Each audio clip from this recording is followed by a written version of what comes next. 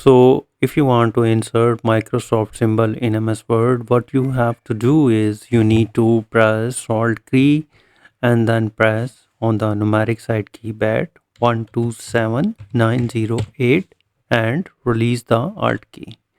And here you can see that the Microsoft symbol has been inserted. Select the Microsoft symbol and make it bigger to the 26. And also you can change the color of Microsoft symbol. So let me write here the code. So the alt text code is 1F3A4 and press alt X.